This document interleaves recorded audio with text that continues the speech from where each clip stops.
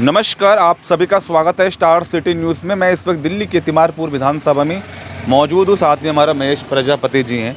अभी जैसे हाल ही में नवनियुक्त BLA 1 बनाए गए हैं तिमारपुर विधानसभा से और कई विभिन्न पदों पर भी रह चुके हैं और टाउन बॉन्डिंग कमेटी में।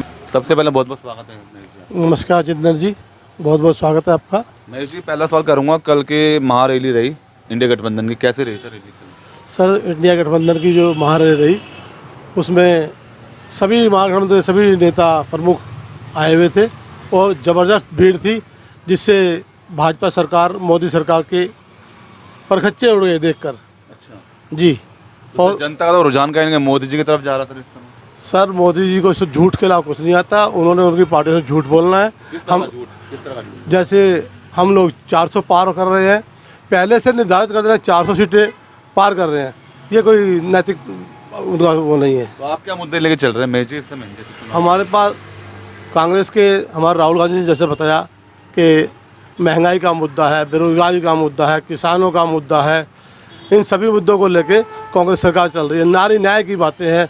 हमारे राहुल गांधी ने यात्रा की, नारी न्याय में उन्होंने 5 जो है उनके लिए बातें रखी।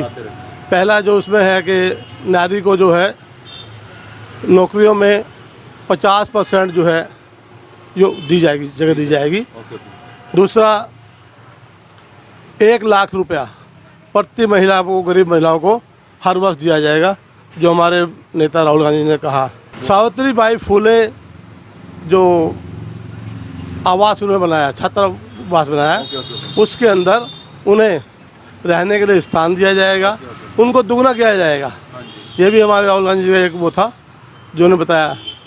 चौथा, जैसे आशा बहन जी है, मिड डे मील है, इस तरह की जो संस्थाएं हैं उसमें भी दुगना उनको जो वेतन किया जाएगा। ये हमारे नेता आपके पास है, मगर कल की रैली में क्या लगता है आम जनता जुड़ी हुई थी इसमें? सर, आम जनता बहुत दिल से, तन मन से ये बदलाव की लहर कल महागठबंधन रैली ने दिल्ली को दिखा दिया, देश को दिखा दिया कि आने वाले समय में भाजपा की सरकार को उखाड़ फेंक के जनता देश के अंदर कांग्रेस की गठबंधन सरकार आने वाली है। आगे सरकार चलेगी सर? मुख्यमंत्री जी को जेल लोगे सर, मुख्यमंत्री को जेल करना अनैतिक है, असंवैधानिक है।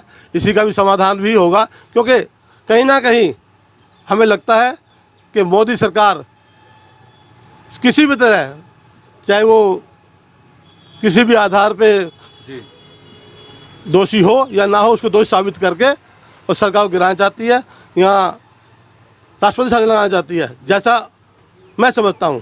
तो लेकिन ऐसा नहीं होना चाहिए। सर, आप जैसे BLA 1 बनाए गए तिमारपुर से, किस तरह की शुरुआत हुई आपकी अभी तक पार्टी में? सर, मैं कांग्रेस पार्टी में अपनी युवावस्था से रहा हूँ। मैं लगभग 15 साल युवा कांग्रेस का प्रेसिडेंट GTB नगर ब्लॉक से, पहले ये मुकेश नगर ब्लॉक हुआ करता था, उससे रहा हूँ। उसके बाद विभिन्न पदों पर ब्लॉक कांग्रेस कमेटी में और जिला कांग्रेस कमेटी में, करावल जिला कांग्रेस कमेटी में अभी जनरल सेक्रेटरी के पद पर विराजमान हूँ। और साथ ही मैं टाउन मैनेजिंग कमेटी का इलेक्टेड मेंबर हूँ। 2018 के अंदर टाउन मैनेजिंग कमेटी बनी, जो कि कांग्रेस सरकार में ये कानून बनाया गया कि रेहड़ी पटरी वालों को भी कमाने का स्वतंत्र रूप से अधिकार होना चाहिए। उनके हक अधिकार के लिए टाउन मैनेजिंग कमेटी बनाई गई, जिसमें पॉपुलेशन किसी दिल्ली के अंदर, देश के अंदर किसी भी जनसंख्या का 2.5% आबादी में रेहड़ी पटरी वाले हॉकर्स को कमा खाने का अधिकार है। कांग्रेस को किस तरह मजबूत करके लेके चल रहे थे क्षेत्र की जनता के बीच आ रहे हैं? कांग्रेस के लिए, कांग्रेस का हर कार्यकर्ता गरीब के लिए, किसान के लिए, युवा के लिए, किसी भी तरह कोई काम हो, हमेशा उसके लिए जंग के लिए लड़ने के लिए तैयार रहता है।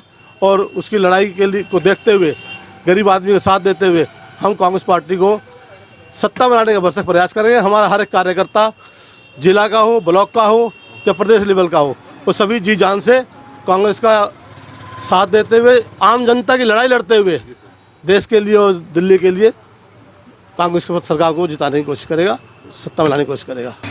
सबसे पहले नाम जानना चाहूँगा। नमस्कार, मैं धन्यवाद करता हूँ स्टार सिटी चैनल का कि आपने अपना समय निकाला और हम जैसे साधारण कार्यकर्ताओं का इंटरव्यू लेने आप हमारे बीच आए। मेरा नाम हैदर अब्बास है और मैं वाइस चेयरमैन दिल्ली प्रदेश कांग्रेस कमेटी माइनॉरिटी डिपार्टमेंट से। सर, कल का इंडिया गठबंधन का जो रहा महारैली, जिसमें 27 पार्टियां सब ने इन्वॉल्व लिया, कैसा रहा सरकार? कल इंडिया अलायंस की जो महारैली हुई थी बहुत ज़बरदस्त हुई थी। एक शानदार माहौल था वहाँ पे। जितने लोग अंदर थे खचाखच भरे हुए, उससे डबल से भी कहीं ज़्यादा बाहर सड़कों पे थे। आपने देखा भी होगा वहाँ पे। सर कहीं ना कहीं जैसे इंडिया जो गठबंधन जो बनाया गया, इससे कहीं ना कहीं विरोधी पार्टियां हैं, इसको कहीं ना कहीं ठगबंधन के नाम से घोषित कर रही सर। सर ठग तो वो लोग रहे जनता को चंदे के माध्यम से कि चंदा दो धंधा लो।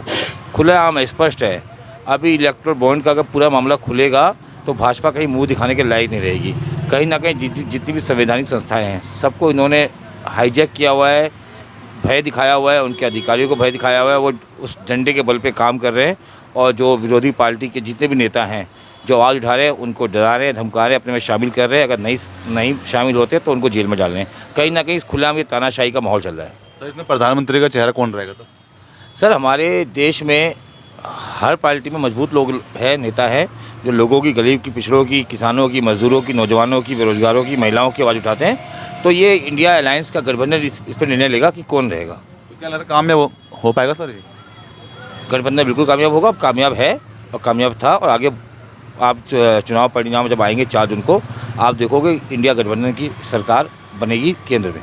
और ये सब बातें थी। और 5 न्याय की बात की आदरणीय राहुल जी ने, इसमें युवा न्याय था, किसान न्याय था, भागीदारी न्याय था, नारी न्याय था, श्रमिक न्याय था। सर मगर राहुल गांधी जी ने भारत जोड़ो यात्रा भी निकाली सर, कहीं उन्होंने यात्रा निकाली, इसका क्या लगता है, इसका कोई प्रभाव पड़ रहा है? बिल्कुल पड़ा है। भाई साहब आप बताइए, जिसके पिता ने इस देश के लिए शहादत दी, जिसकी दादी ने अपनी कुर्बानी दी देश के लिए, उनके घर का इकलौता चिराग राहुल गांधी, उन पे किसी की कमी नहीं है।